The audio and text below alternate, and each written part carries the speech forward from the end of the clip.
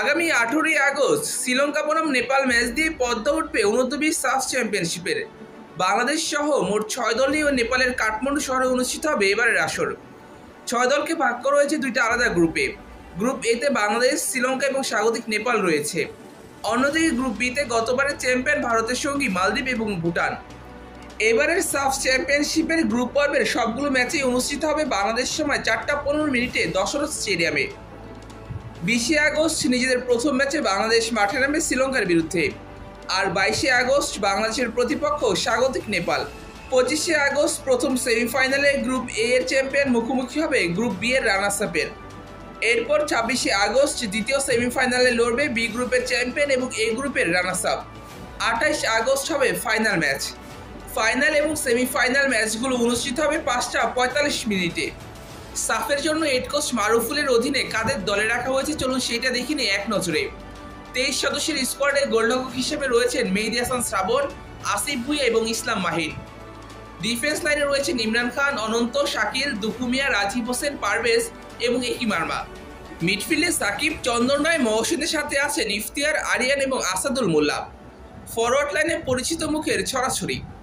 সর্বশেষ মৌসুমে ব্রাদার্সের হয়ে দুর্দান্ত খেলা রাব্বি হোসেন রাহুল এবং মিরাজুলদের সঙ্গে আছেন অভিজ্ঞ পিয়াস নোভা এবং মঈনুল ইসলাম মঈন। এছাড়া জিসান এবং জিদান আছেন দলে। চলুন এবার কথা বলি কাদের উপর আলাদা করে নজর থাকবে সমর্থকদের। গোলরক্ষক পজিশনে মারুফুলের প্রথম পছন্দ মেহেদী হাসান শ্রাবণ। বসুন্ধরা কিংসের হয়ে দুর্দান্ত মৌসুম কাটিয়েছেন তিনি, হয়েছিলেন ফেডারেশন কাপের সেরা গোলরক্ষক। এছাড়া জাতীয় দলের হয়ে ম্যাচ খেলার অভিজ্ঞতা রয়েছে তার। মিডফিল্ডার চন্দন রায়ের কথা আলাদা করে বলতে হয়। গত মৌসুমে শেখ রাসেলের হয়ে 18 ম্যাচ খেলে 1 গোল এবং 1 অ্যাসিস্ট করেছিলেন তিনি।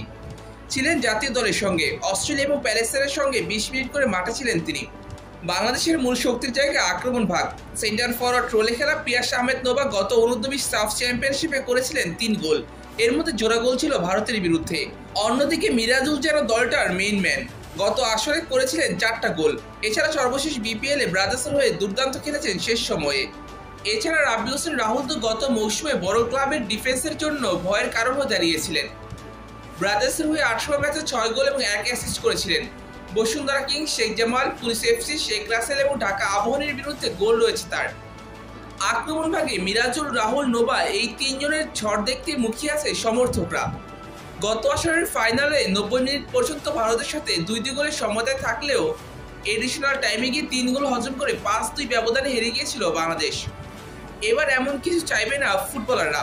শুভকামনা রইল তাদের জন্য।